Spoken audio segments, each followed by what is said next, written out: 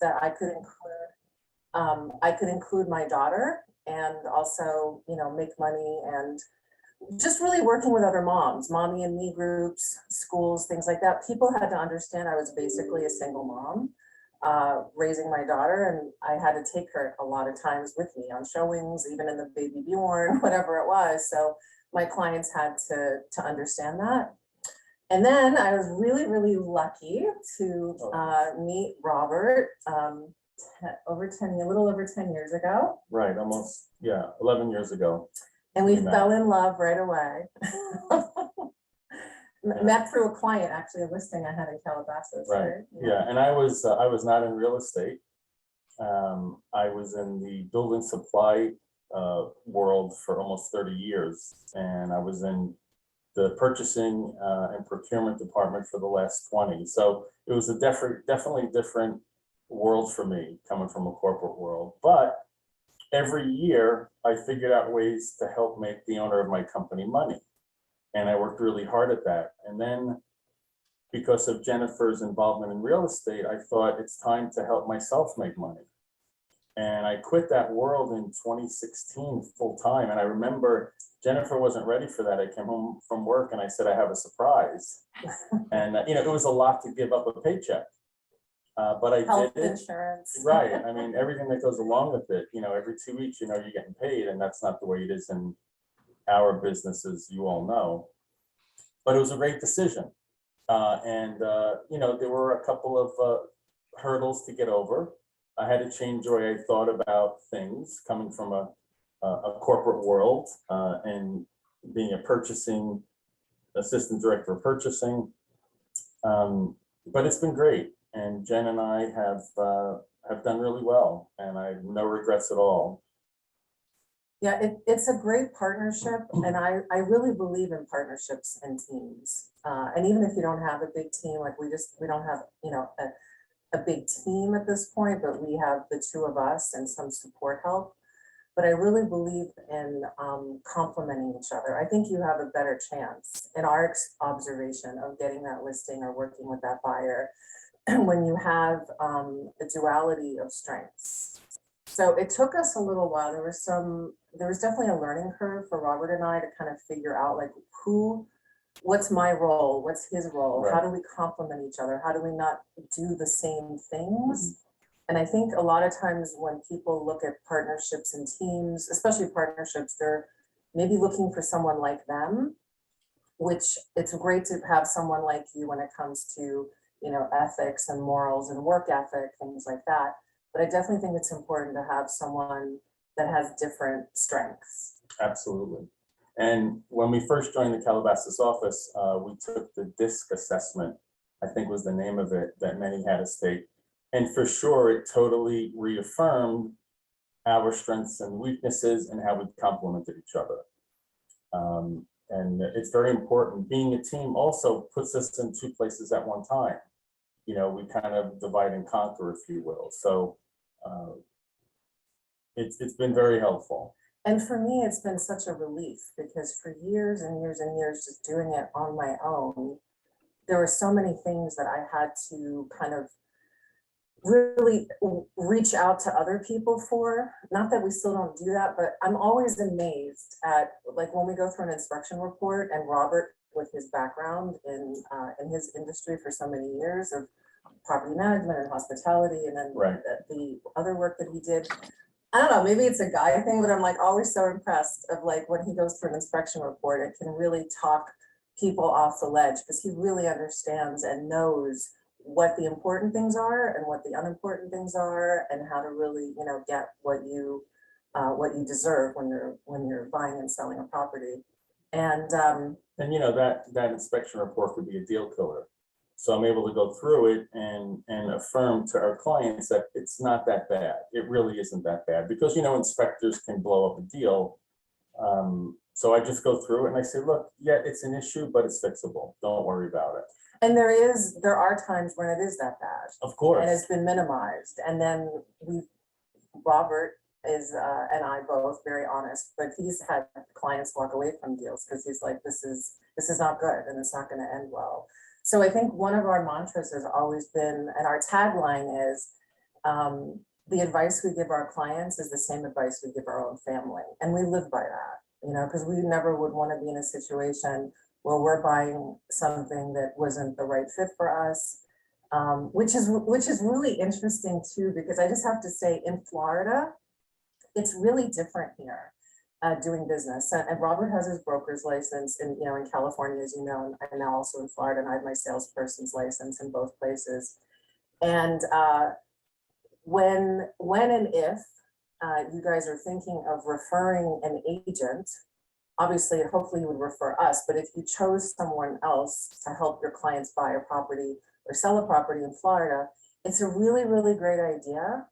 If your clients are used to doing business in California and they have those expectations, they are going to be knocked off the chair because it's really different here.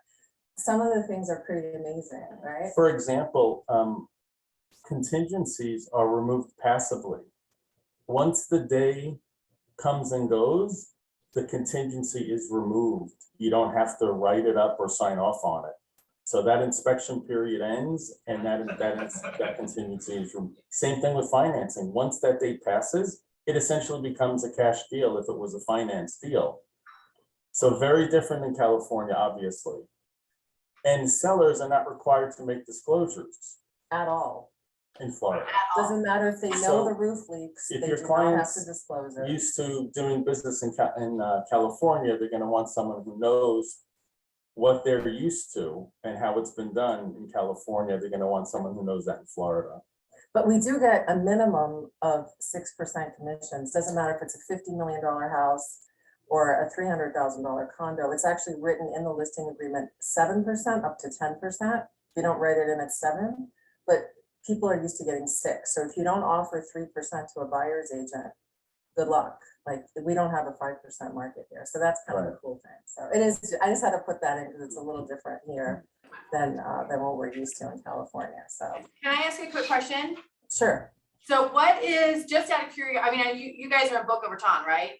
Yes. Yes, So what's the average price point there? that's a really hard question. It's like, you know, you could be in West Hills and Calabasas, they border, but the prices are very differently. So the price tags in Boca on the water are 20 million. The price tags in Boca 10 miles inland from the water could start at 500,000 or 600,000, 1.9. It's multi-million-dollar properties for the most part. We live across the street from a condo development, and the 3 bedrooms are going for $5 million for a condo. Wow. And it's not right on the beach. It's and not you even on can the water See for the that water, but you can see it. But that's a really good question, Stephanie. And the reason that it's a hard question to kind of answer too is because a lot of developments here that have country club living. So all over Boca, they're gated communities. Mhm. And you might, like when you're looking on Zillow and you're like, oh my God, $350,000 or $400,000 for a 2,000 square foot house with tennis and pool and golf and blah, blah, blah. It's too high ceilings and sunlight. It's like too good to be true. Well, it's $150,000 buy-in for the golf, for the country membership. club, right? It's a $2,000 a year or month minimum for the food and the whatever else. So some of the property prices are less because the lifestyle goes, you know, hand in hand in what the buy-in is. So yeah, interesting. Well, that's interesting because, you know, like we always talk about Southern California is kind of its own, well, California is its own animal, right? And then we have Southern California, and you guys have basically the same price points as what we're dealing with, you know, kind of all over the map. And you have 6, 7, up to 10% commission. So like, what's our problem here in Southern California? You know, we talk to other, you know, because we have friends here also in real estate for many years, and they just said that people here have really tried to preserve that culture of creating value for what they do. And I also think that we've always thought that Florida was way undervalued in real estate for decades. You know, eventually this was going to happen where something was going to happen to drive up the prices, and it has now. But having said that, we have a listing in Port St. Lucie, which is only about an hour and a half, you know, not even north of here.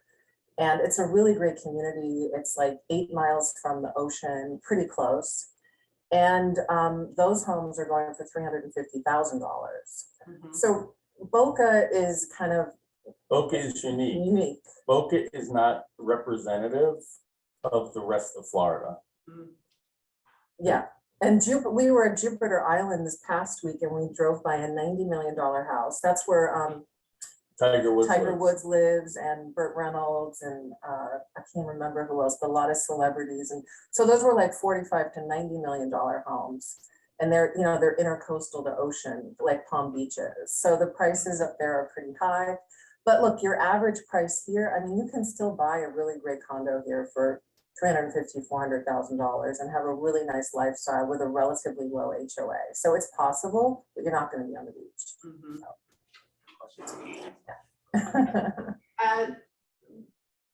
Philip has a question. What was that? How many agents would be at your local board for Boca Raton? Like here in the valley, it's 10,000 or 11,000, some crazy number like that. You guys have that many agents as well in your area? Oh, yeah, and it's all of Palm Beach County, the board that we belong to, and Boca. Everybody's a realtor here. Oh. Everybody's a realtor. Yeah. Got it. No different than Los Angeles. And we're carrying over our specialties. Like we work a lot with probate and divorce, as you guys know, in California.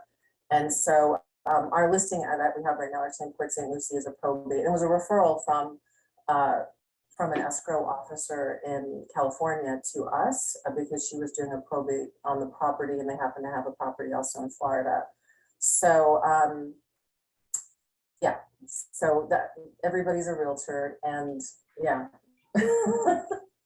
So, but those specialties really are going to help us, you know, kind of really hit the ground running here as well, because we've only been here for a few months. And coming from Los Angeles as well is a plus for us because the work ethic here is a little bit below the work ethic in Los Angeles.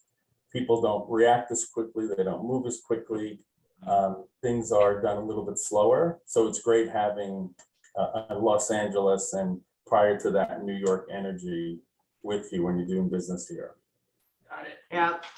So I have two questions. So you guys can answer however you want. One is like, how did you really develop that niche of, you know, probate and divorce? And then the other question is how you guys decided to make the bi-coastal move. Like what triggered that? How long has that been in the works for you guys to make that a reality? So I don't know which order you kind of want to go in on those things. We can start with the probate and divorce question was how did we develop that niche? Yep. Well, we knew that there's some certainties in life, Yep. and unfortunately, you know, people pass away. Except and us, they we're never leave- going to die. Right.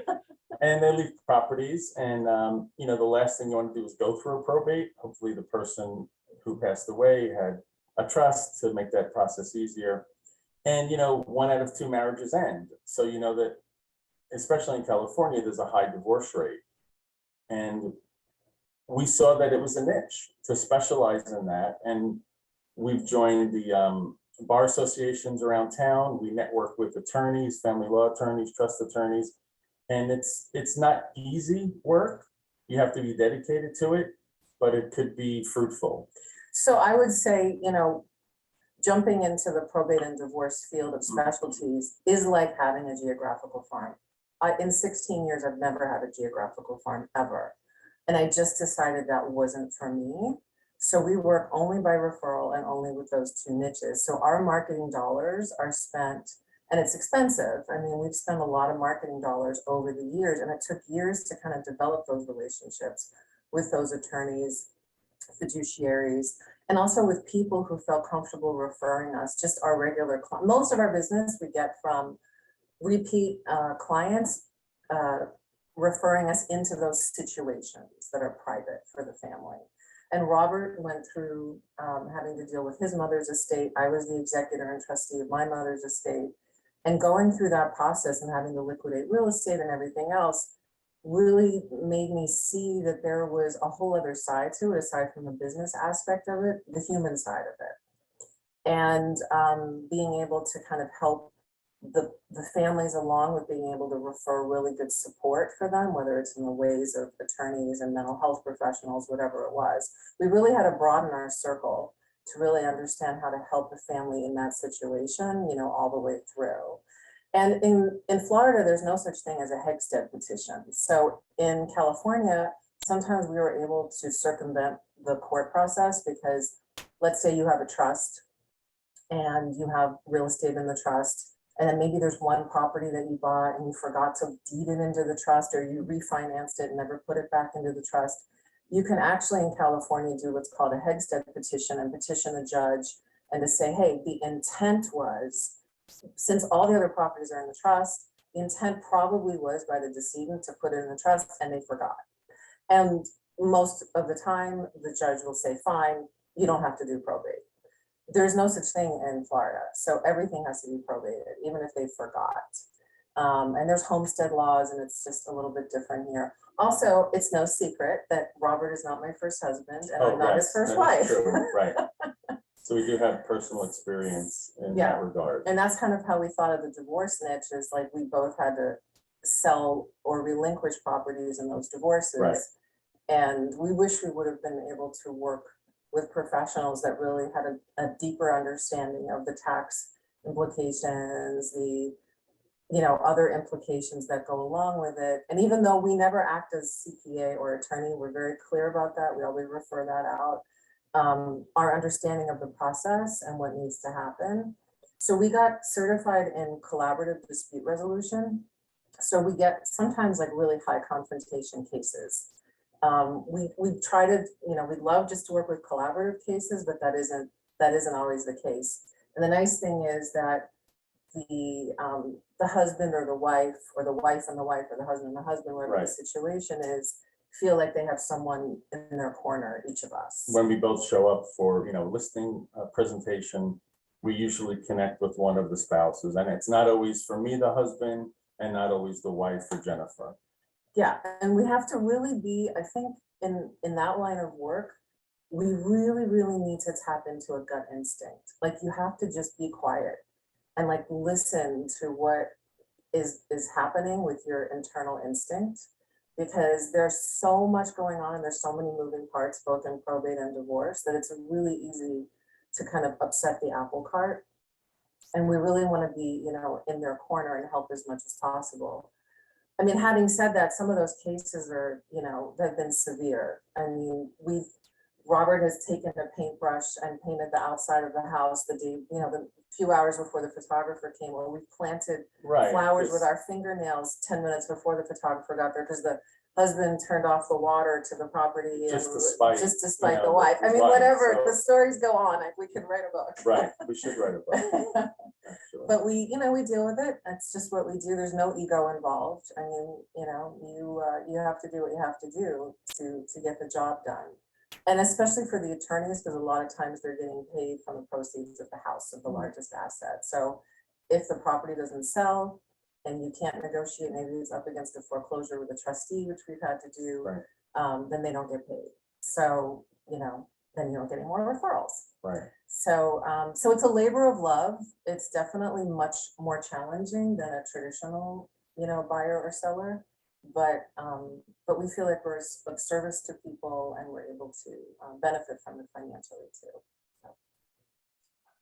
Yeah, that's amazing. Yeah, and you guys have that presence about you too, that is, compassionate, and you're definitely come from a place of service, definitely servant leaders, and people know that you're looking out for their best interest. And like you said, you guys have personal experience on, either on both sides of your niches. Right. So that obviously, helps contribute to what you guys do and at the high level that you do it at. So that's awesome. So tell us about your pathway to Florida and bi-coastal. Well, there are a lot of little reasons that sort of added up to that decision. Some of them were personal and some of them were business. And I think we saw Florida really as an opportunity, a business opportunity. And we know that the prices will continue to go up. It could turn into a mini California, real estate wise. International buyers love, they still feel safe investing in the United States real estate. Whatever's going on in the world, they know it's a safe investment. And here in South Florida, there's a tremendous amount of international buyers. And that was just one of the reasons, but Jen's going to talk about some more. On a personal level, when the schools were shut down and our daughter wasn't able to go to high school anymore, that was not acceptable to us. So we started, and we saw the writing on the wall. The schools weren't going to open for a while. So we started flying to different places during COVID and investigating different states where we would want to we never really saw ourselves maybe retiring in California. So we thought maybe this is it, like maybe the last move needs to happen now rather than in 10 years from now. Like I believe everything happens for a reason. And we went to different places around the country and we really felt comfortable in Florida. Robert's family is in New York, so it's great. So we're a lot closer to them now. Yeah, he can drive, fly up for a weekend, 2-hour flight, and it's really awesome. My daughter's ex-husband's side of the family is in the Caribbean, so that's really close. My family's in Germany, so that's, much closer too. And from a purely business perspective, I think it's really important. So I'll just, my 2 cents of advice for any agent, doesn't matter what level you're on, or if you're new, or if you're seasoned, is to be really, really in touch with economic and political news globally and locally. And that doesn't necessarily mean the news that you agree with or the news that you feel comfortable with, but it means really being a student of the world, of global economics and of local economics. And one of the things, I'm a total nerd that way. Like I read the European newspaper every morning. I get it online. I speak German fluently, but I actually get it translated into English. So every morning I'm reading like Swiss, Italian, Austrian, German, and news from the Netherlands also, just to kind of see what's going on. And I talk to my family a lot there. And so we definitely saw a trend in Florida of being very pro-business. Other people in the world see this, United States maybe from a different lens than we do from Los Angeles, but they're looking at it from an economic perspective of what's the quality of their life in Europe and what's the quality of their life here. And so trends like the fact that we have no state income tax in Florida is a huge deal for people because they're taxed to death. Especially in California. In California and in Europe, and that's increasing all the time.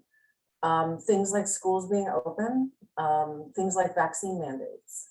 So it's really interesting because one of the trends here in Florida is that we have a lot of New Yorkers moving down here, and they were, they were willing to get vaccinated themselves, but they're not willing to have their 5-year-olds vaccinated to go to school.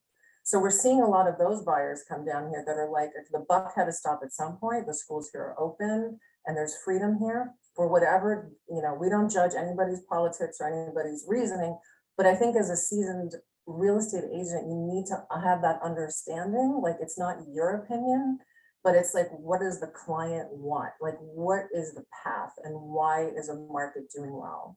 So here, the governor has always had the schools open, aside from a few weeks, and it's a very different climate here tax-wise, and it's a very different climate here energy-wise. So it's interesting because energy prices are really, I think, are really going to be driving real estate markets in the future. So a place like Florida, where you don't need to necessarily pay for heat actually at all, because it's hot all the time, even in the winter. I think a lot of Europeans, like Robert was saying, we have a huge international market here. Like, we walk down the street and people are speaking Italian, they're speaking French, they're speaking Dutch. Like, it's very international here.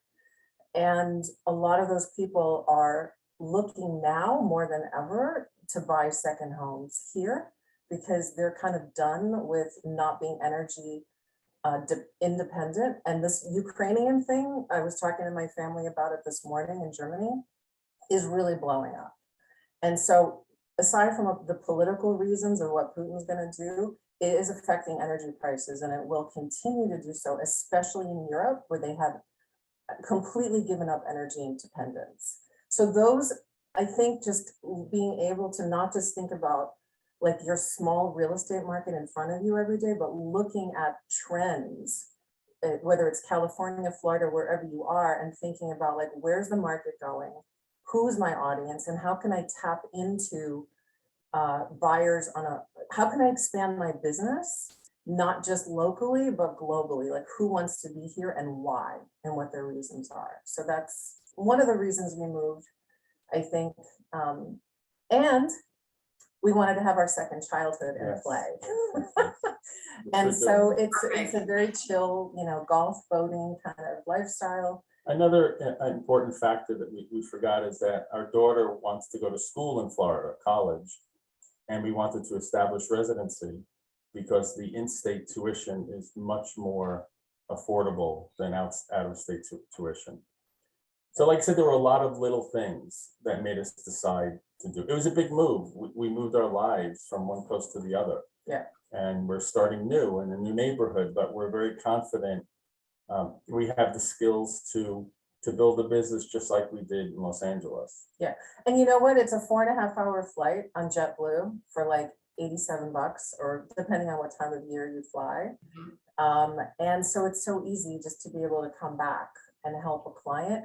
And, because, we have such love in our office and in the Keller Williams family, it's really, will be really easy for us to reach out and ask for help, and to partner, with another agent or other agents when we say, hey, we can't really come back for buyers. Like that's kind of hard. But for the listings we can, and so maybe for buyers, we'll end up, partnering with different people, especially if it's a probate or if it's a divorce situation, people that we know and trust. And so we are very grateful to you for establishing such an amazing office and such a great culture where we feel comfortable, being able to refer that back to you guys. That's awesome. That's awesome. Thank you. Thank you. I guess we're at 8:31 already. I know you guys are probably having a busy day. Are there any that advice that you gave truly, regarding being aware of what's happening? I mean, especially we have major shadizzle happening going on right now, and understanding how that affects, obviously the other side of the world and us here. And I like the fact that you guys have, what do you say? Regardless of what the market's doing, the real estate market, if you will, you guys are in, everyone, there are people that are not going to make it, right? There's always a beginning and end to life. And like I said, 1 out of 2 people are divorced. So you kind of have recession proofed your business, as well, which is amazing. Any last words of, like I said, of encouragement, advice, or anything that you would give to the real estate peeps here on the call? Well, I can give you a quick tip of something that we do. And again, this kind of speaks to really listening, not just with your ears, but with your heart to what your clients are saying. And so Robert and I profile people. We personality profile people, clients, and not in any discriminatory way. Right. But to help them so we can speak into their listening, so they're hearing us, right? Mhm. Because a lot of times you leave a meeting and you're like, what did they just say? You only really remember a very small part of it. So Robert and I have like our own language that we've that we've developed. So when we walk out of a listing appointment, go ahead. Well, usually before a listing appointment, we've spoken to the people we're going to meet with, and we try to get an idea of what type of personality they have. You have people who want details and graphs and data and information, and those are the people that we term urchins. They're urchiny, engineers and accountants and people like that. And you've got people that we call dolphins who just want to have fun. They're excited about listing their house. They want to know what you're going to do to market it, how many people are going to the open house, Are we things like serving that. food? Right, it's a different personality. Yeah. And people are a combination of those mostly, and then there's a couple more that Jen will talk about. Yeah, there's the shark personality, and they're like very bottom line, you know, like they don't want to hear the long listing presentation. Or They the want history of the your company, they could company- care less. Yeah, like their eyes will glaze over when you open up that presentation of like, we give money to care, you know, charities and blah, blah, blah, whatever it is. They could care less. They want to know how much is the house going to sell for, how long is it going to take? And then you have people that are, we call them whales. Right. Which tend to be nurses, firefighters, people that work, that volunteer a lot, people that are, they really care about who's gonna live in their house. Like, they'll take less money for the house if they know it's a family that's gonna love the house for years, Right. no investors. You know, they need to know like who's gonna live there. And they want them to be happy, and they love those, you know, love letters and things like that, where a shark's eyes would glaze over at a love letter, and an urchin It would be probably wouldn't meaningless, care. right, exactly. So when, So it's important to know who you're talking to, who your audience is, and to try to get a feel for that. It's not always obvious, but we just keep our ears open for some of those not triggers, but indications. Mhm. Yeah, we could do like a whole training on that, because it's very detailed.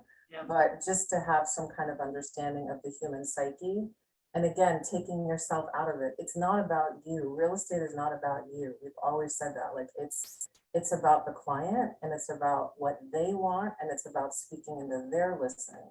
So Mhm. that's That's awesome. I love it. I love that you guys have your little words for it. It totally makes sense. I'm a dolphin, by the way. I knew that. Exactly. And some whale, you care about people. Yeah, yeah, yeah, for sure. Well, this has been absolutely a joy, and really appreciate your time and your commitment, and obviously being a part of the Calabasas family. It wouldn't be the same without you. So we appreciate, you know, even if you're over there, you're still here. So Absolutely. thank you. Ditto. yeah. So thank you so much. And if there's anything you need, please let us know, and have a beautiful and amazing day. And we'll be talking soon. Thanks, Thank you. everyone. God bless. Take care. All right. Bye-bye. Thank you. Bye-bye. That's pretty awesome. That's awesome. Yeah.